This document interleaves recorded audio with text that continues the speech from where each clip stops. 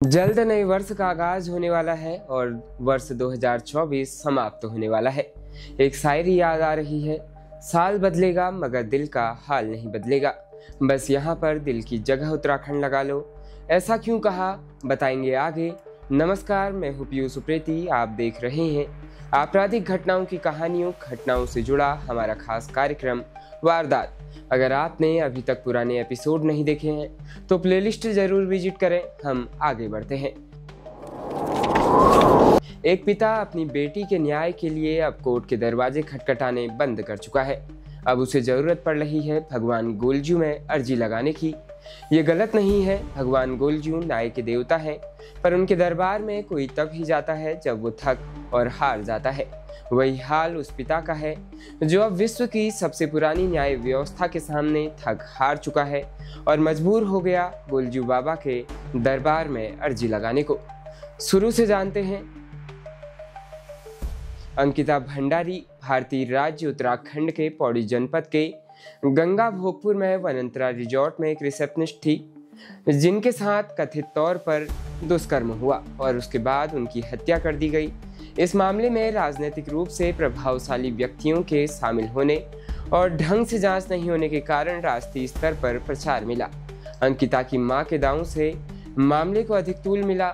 हालांकि पुलिस के आरोप में प्रभावशाली व्यक्तियों के शामिल होने के दावे को शामिल नहीं किया गया है।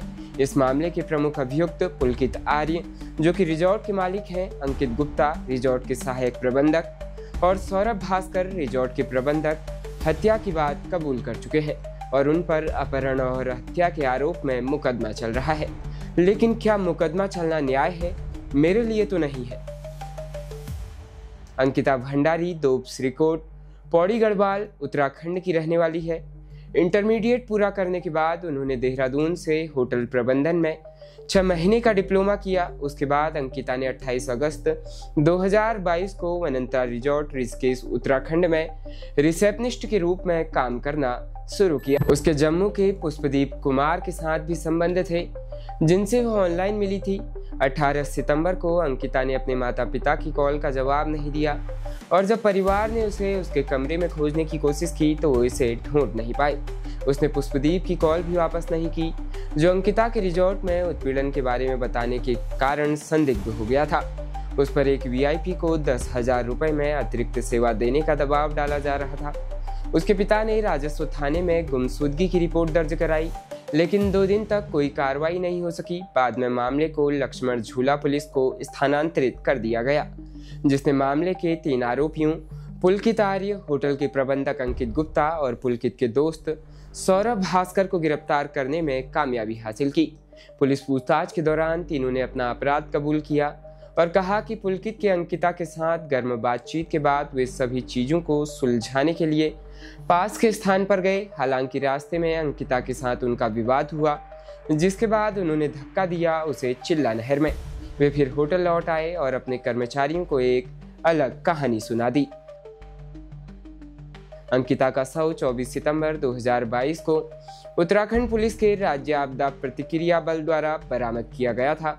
शव चिल्ला नहर के बैराज से बरामद किया गया। उसकी प्रारंभिक शव परीक्षा अखिल भारतीय आयुर्विज्ञान संस्थान एम्स ऋषिकेश द्वारा की गई और इसमें कहा गया था कि अंकिता को कुछ चोटें लगी थी, जो उनकी मृत्यु से पहले कुंदबल आघात का संकेत देती है। रिपोर्ट के अनुसार उनकी जान जाने का कारण डूबना था। अज्ञात व्यक्तियों द्वारा उसी रात रिजॉर्ट पर बुलडोजर चला दिया गया और उसमें आग लगा दी गई और भारी क्षति हुई।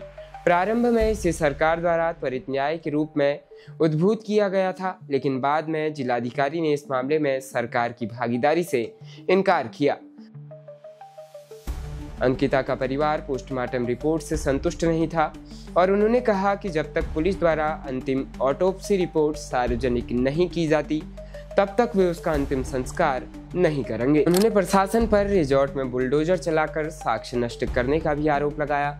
हालांकि स्थानीय प्रशासन और उत्तराखंड के मुख्यमंत्री पुष्कर सिंह धामी की कई अपीलों के बाद अंकिता का परिवार उनका अंतिम संस्कार करने के लिए तैयार हो गया। घटना को दुर्भाग्यपूर्ण बताते हुए धामी ने परिवार को आश्वासन दिया मुकदमे की सुनवाई फास्ट ट्रैक कोर्ट में होगी और आरोपी को सख्त से सख्त सजा दी जाएगी।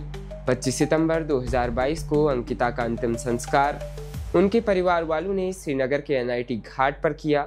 समाधि स्थल पर काफी संख्या में लोगों की भीड़ रही। तीरथ सिंह रावत सांसद और उत्तराखंड के पूर्व मुख्यमंत्री और बद्रीनाथ के कांग्रेस विधायक राजेंद्र भंडारी सहित राज्य के कई प्रमुख राजनेताओं ने उनकी मृत्यु पर शोक व्यक्त किया और उनके परिवार के लिए हर संभव मदद का हाथ बढ़ाया। पुलिस ने मामले की जांच के लिए SIT का गठन किया। हालांकि सोशल मीडिया पर स्थानीय लोगों के समूह और पीड़िता के पिता ने CBI द्वारा जांच सुनिश्चित करने के लिए उच्च न्यायालय का रुख किया। दिसंबर 2022 में पुलिस ने तीनों आरोपियों के खिलाफ 500 पन्नों की चार्जशीट दाखिल की। मामले की जांच क्रम में 22 दिसंबर को अंकिता भंडारी के पिता ने मीडिया को बताया कि रिजॉर्ट पर JCB चलाने वाले चालक दीपक ने ADJ कोटद्वार कोर्ट में बयान दिए कि उसे JCB चलाने के लिए यमकेश्वर से भाजपा MLA रेणु बिष्ट और SDM ने कहा था। उत्तराखंड के चर्चित अंकिता भंडारी हत्याकांड मामले में बड़ा अपडेट सामने आया। मुख्य गवाह विवेक आर्य ने कोर्ट को बताया कि अंकिता ने उसे फोन कर बताया था कि 106 नंबर कमरे में मैनेजर सौरभ भास्कर ने कई बार उसके साथ दुष्कर्म करने का प्रयास किया था। वनंतरा रिजॉर्ट का मालिक पुलकित आर्य भी उसका शारीरिक शोषण करता था। पीड़ित पक्ष के वकील अजय पंत ने बताया कि 4 मई को कोटद्वार न्यायालय में सुनवाई के दौरान गवाह विवेक आर्य को पेश किया गया, जबकि दूसरा गवाह कुछ कारणों की वजह से कोर्ट में नहीं आ पाया था।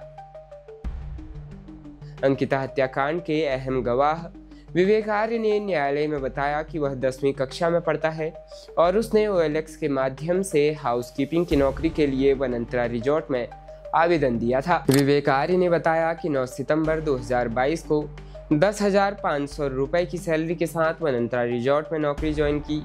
दूसरे दिन प्रॉपर्टी हर चीज देखी। उसी दिन रात में रिजॉर्ट में किसी की मारपीट भी हुई, ऐसा मैंने सुना था। 11 सितंबर को अंकिता मेरे पास आई और उसने बताया कि रात को पुलकित आर्य व सौरभ भास्कर ने ड्रिंक कर मुझे किस करने की कोशिश की। इस बात पर मैंने पुलकित आर्य को थप्पड़ मारा। फिर रात में पुलकित आर्य ने मेरा गुस्सा रिंकू पर उतारा। पुलकित आर्य ने रिंकू पर थप्पड़ मारे। साथ ही अंकिता ने मुझे बताया कि 2 सितंबर को बर्थडे पार्टी के दिन सौरभ भास्कर ने रूम नंबर 106 में ले जाकर ड्रिंक कराकर मेरे साथ बदतमीजी और दुष्कर्म करने की कोशिश की। 13 सितंबर को रिजॉर्ट में 3 लड़कियां आई थी। वह रूम नंबर 101 में थी। तीनों लड़कियां कमरे में ड्रिंक कर रही थी और फ्लेवर हुक्का पी रही थी। उनके साथ कमरे में पुलकित आर्य भी था। फिर 16 सितंबर को मैंने नौकरी छोड़ दी। 17 सितंबर को अंकिता का फोन आया और वह कह रही थी कि पुलकित आर्य मुझे मना रहा है कि रिजॉर्ट में कोई चीफ गेस्ट आने वाले हैं और मुझे एक्स्ट्रा सर्विस देने के लिए कह रहे हैं। यह भी बताया कि पुलकित ने उसके साथ धक्का मुक्की भी की थी। इसके बाद 18 सितंबर को भी अंकिता मैडम का फोन आया और वह रो रही थी और बोल रही थी कि मुझे यहाँ से ले जाओ, मुझे यहाँ नहीं रहना है। मैं गाड़ी चला रहा था, इसलिए मैंने कहा कि मैं बाद में बात करूँगा। फिर मैंने 7 बजे अंकिता को फ़ोन लगाया, लेकिन उसका फ़ोन नहीं लगा। उसके बाद मेरी अंकिता से कोई बात नहीं हुई। 16 सितंबर को वहाँ पर कुछ 16 से 17 VIP गेस्ट आए थे। उनके पास सूटकेस और गन थी। 1 घंटा रुकने के बाद चले गए और 2-3 लोग भी वहाँ रुके थे। लेकिन जब बचाव पक्ष के अधिवक्ताओं ने अंकिता हत्याकांड के अहम गवाह विवेक आर्य से बयानों को क्रॉस चेक किया तो विवेक के बयान में काफी उलटफेर देखने को मिला। उसके बाद 2024 में इस घटना में सिर्फ एक बार उबाल आया, जब अंकिता भंडारी हत्याकांड के लिए न्याय की मांग को बड़ी प्राथमिकता के साथ दिखाने वाले एक पत्रकार की गिरफ्तारी हुई। सारे सबूत थे, सारे गवाह थे, लेकिन शासन प्रशासन की मंशा नहीं थी कि नारी पूजी जाए, देवभूमि में वास्तव में देवताओं का निवास हो। और 2022, 2023 और 2024 भी जाने को है, लेकिन अंकिता भंडारी हत्याकांड में साक्ष्यों के बाद भी कोई निर्णय न्यायालय नहीं ले पाया। इसी उम्मीद के साथ कि भगवान गोलजू उसी पिता के साथ न्याय करेंगे, वारदात का ये एपिसोड यहीं पर समाप्त होता है। जल्द मिलेंगे ऐसी ही किसी कुछ सुलझी कुछ उलझी घटना के साथ। तब तक के लिए स्वस्थ रहिए, सतर्क रहिए, अपना ध्यान रखिए। धन्यवाद।